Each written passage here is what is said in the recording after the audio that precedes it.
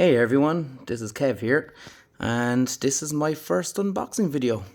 So I don't normally do these things, but today I've something special arrived direct from Japan, direct from the Taito factory in Japan.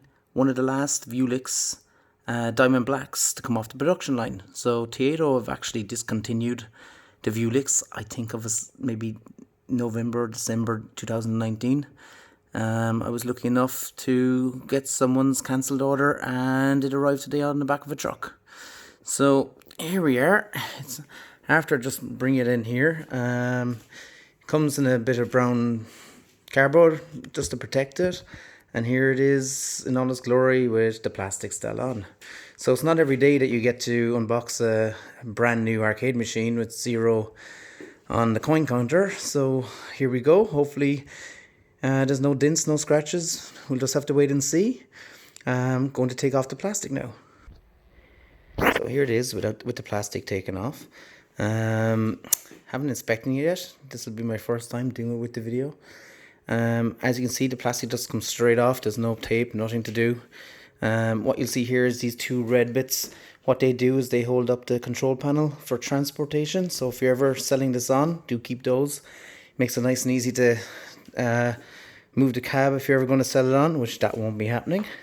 Inside, what I didn't realize is you're getting the topper, so you have a marquee holder that you can put on the top. Pretty nice to have that, because they're worth a few bucks if you had to go straight to Taito on this. In here you'll see the control panel. Down the bottom here is, I believe from watching Terry Bogart's video, he did an unboxing video of one of these in 2016, one of my favorite videos on YouTube. As far as I know, this is the keys to open it up. Taito shipped these, as far as I know, without a power supply. So inside it, I'm not sure can I power JVS or not. As it's a 1080p cab, and as I already have a Vewlix L, which is only Vega or DVI, and I think it's 720p, maybe less. It inside that one I do have a JVS power, so that should be no problem. As well, I was lucky enough in the last few weeks to get a few extra parts. A few of the parts I've got is the bit on the left, and the board in the middle, along with a few cables, is how you can turn a standard Sega Naomi JVS IO into an actual Taito IO. So it's just a nice cheap way of getting it. That came from Artemis and Arcade Projects. And you just daisy chain the cable here into an actual Naomi JVS. Alternative to that is a quite expensive part that just arrived from Taito last week, and it's an actual Taito JVS IO that can go straight in. No need to do any modding, nothing like that, and you can play Naomi games on it or any other JVS compatible device. What I don't know yet is, can I actually power the motherboard for such a device? As this is 1080p cab, what I've got here is an audio splitter. It's USB powered, which is quite handy. So what you can do is you can plug it into, say, an Xbox or PlayStation or Switch. That will power the device. It'll be a HDMI splitter, but it'll also be an audio splitter. So inside in the Vewlix cab, what you can do is you can send the RCA cables, the red and the white, from one of your devices. So the HDMI will split the video to the cab, and then the audio will go to these two cables, which will go to the audio side inside the arcade machine itself. This here is a Brook Adapter. The Brook Adapter there's different versions of it.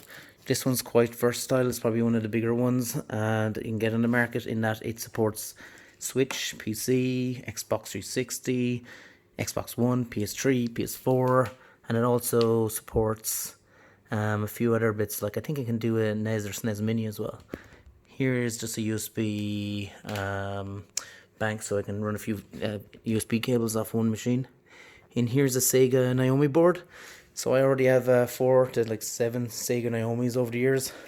Currently have about 4 left in the house, or 3. And I just took one of these. I'm going to try put it into Vewlix.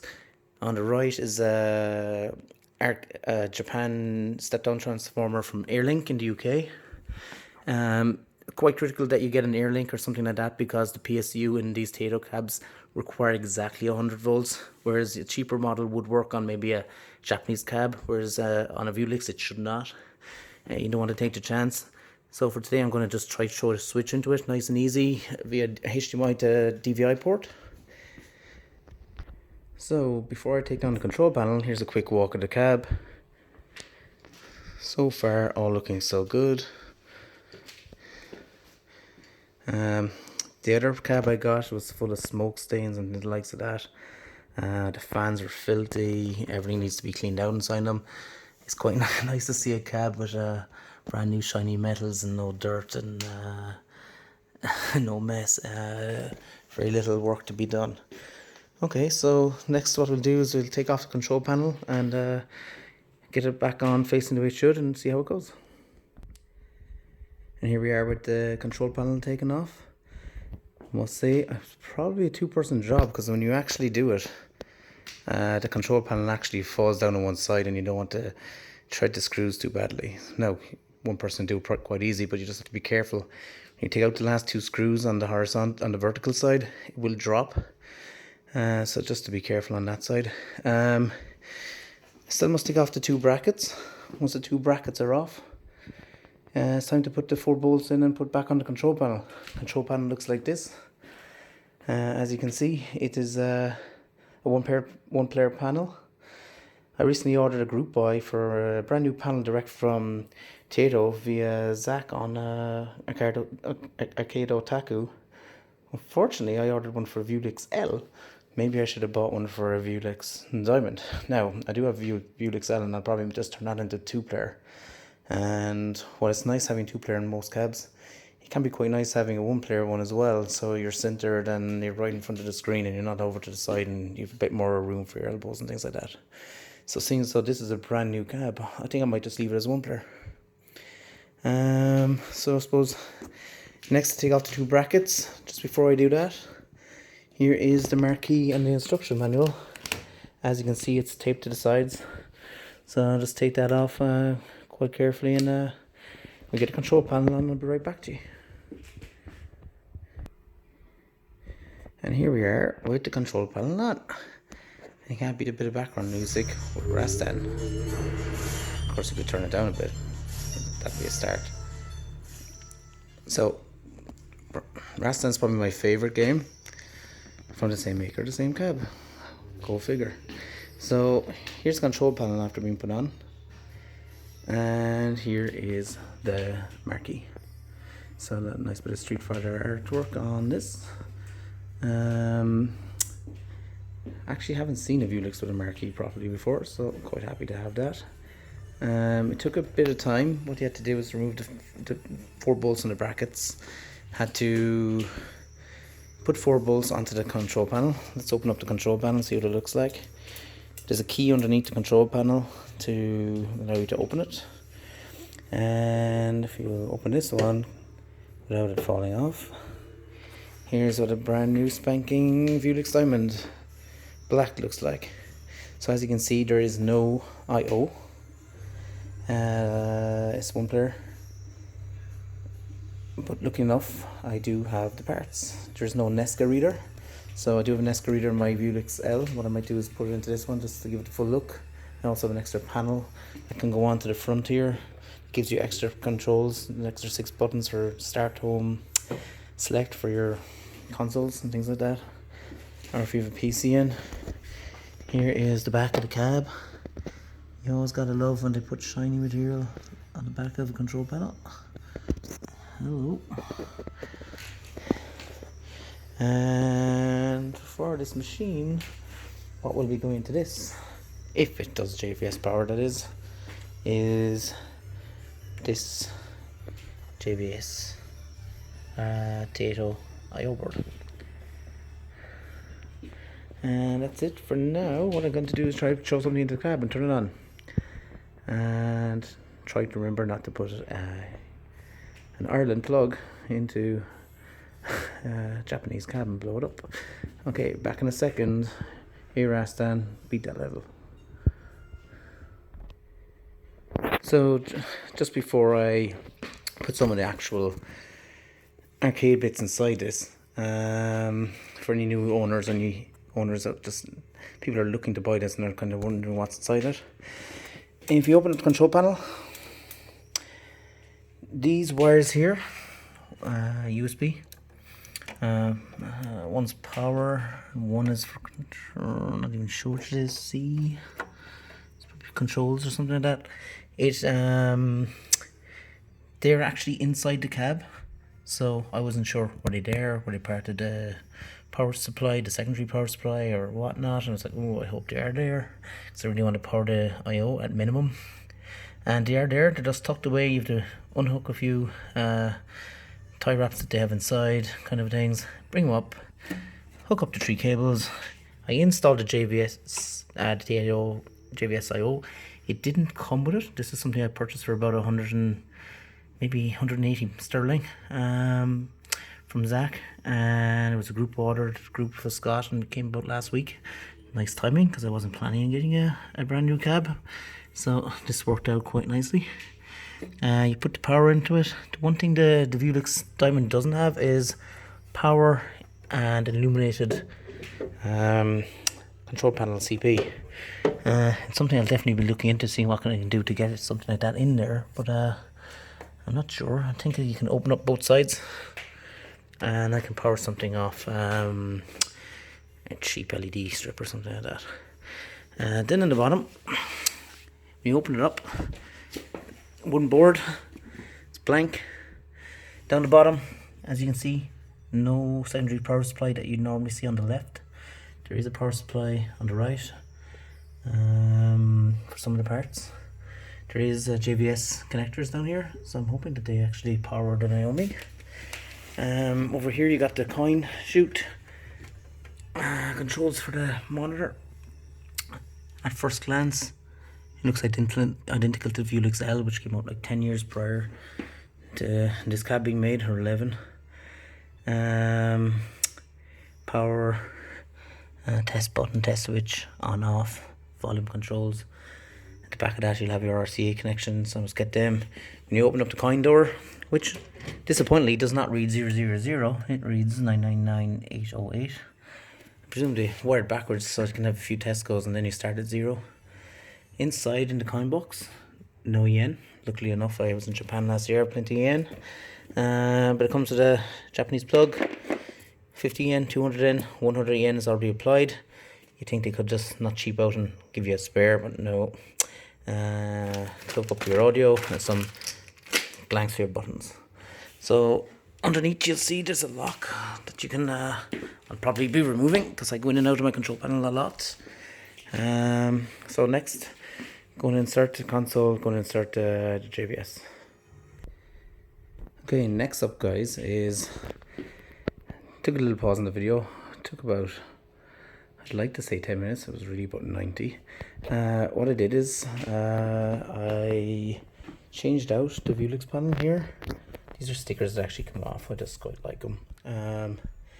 Nesca reader can go in here, not going to do that yet. These are for your consoles. Inside the panel, what I've done is hooked up the Brook and hooked up these 6 buttons here, ran them down the inside. What Taito don't do in a brand new cab, which is quite annoying, this is a HD cab, they don't give you a DVI cable. Now I had a DVI cable and a DVI adapter, so what I've done is I put in Naomi 2, ran the I/O USB cable all the way up into the control panel, put in the JVS power, put in the audio, put in an audio switcher, put in a HDMI switcher that'll split the switches, or the 3 consoles that I can add later, video and audio out. And then at the back, what I had to do was I had to open up this back panel here, and inside this panel you see the back of the monitor. There'll be a HDMI, or sorry, a Vega and a DVI port. I put in the DVI port to HDMI adapter, ran a HDMI cable down the inside, put it into the HDMI switch that actually goes to the Nintendo Switch, and What's really nice about these Vewlix is there's tons of room. I have a Naomi motherboard in here, and because there's no secondary power, it just fits in underneath. It'll never bother me. It stays at the bottom, and plenty of room in the top and back to get access to it. It has to be one of the easiest cabs I've ever worked on. So here comes the moment of truth. Will it work or will it die? Turn it on. This is the first time we're ever powering on this cab. I don't know, is it going to go to which signal? So it says Vega, no signal. That to me says there is no JVS power, which is okay because I can put that in my other cab. I wonder will it go to the DVI port or not. Now I do know the Vega switch that I have says that you need to not use a DVI adapter, but let's just see. So nothing powered up, but what it was is there's actually a source button on the panel in here. Little tiny button. Press the button and it looks like the first game I'm going to get to play is not one I was hoping to. It was actually Contra. I thought I was playing the Switch last. So here we go.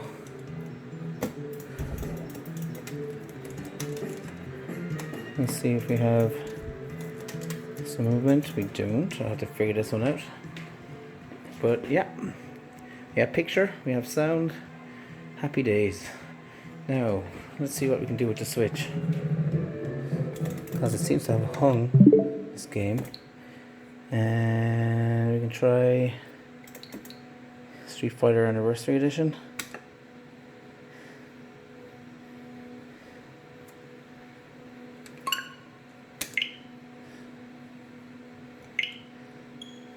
Sign in. You have my gamer code now if you want to be friends.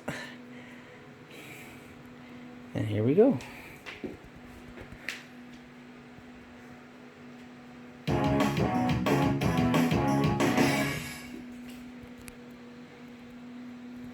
Street Fighter Anniversary Edition. That's nice. Now, first time I powered it up, the only negative thing that's happened is there definitely is no power to the JBS. I'm not sure why I expected there might be, but and compared to my Vewlix L, this screen is 100 times better. The other one has dirt in between the screen. It's not HD. This isn't glossy, but it kind of feels glossy. Really great picture. And that's it, guys. Vewlix up and running. Very happy. Suppose I better play the thing now. And again, apologies now, this is my first video, so we'll see how this goes up on YouTube. What I'll do is I'm going to move the Vewlix into the arcade room. Bear with me in a second, and thanks guys. And here it is, Street Fighter 3 Alpha.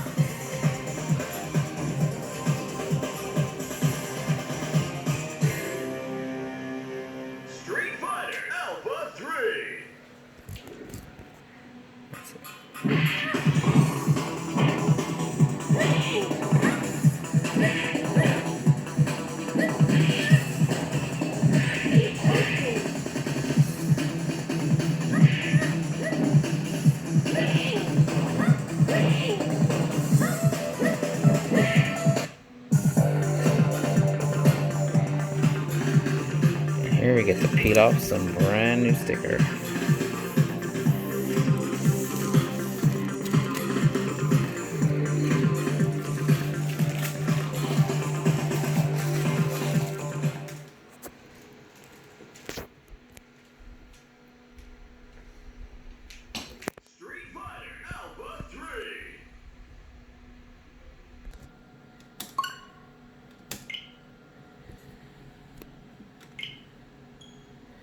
Here's one more game. Seeing as though the Naomi won't boot up, you bring the Naomi to the Switch. So here's a Zero Gunner 2. I think it's probably an expensive enough card to get nowadays for the Naomi. It's a Shrump. You get to play it in a... It's a widescreen Shrump, so it's great for these type of cabs. You don't have to rotate the screen. And we'll see, does it have an intro screen?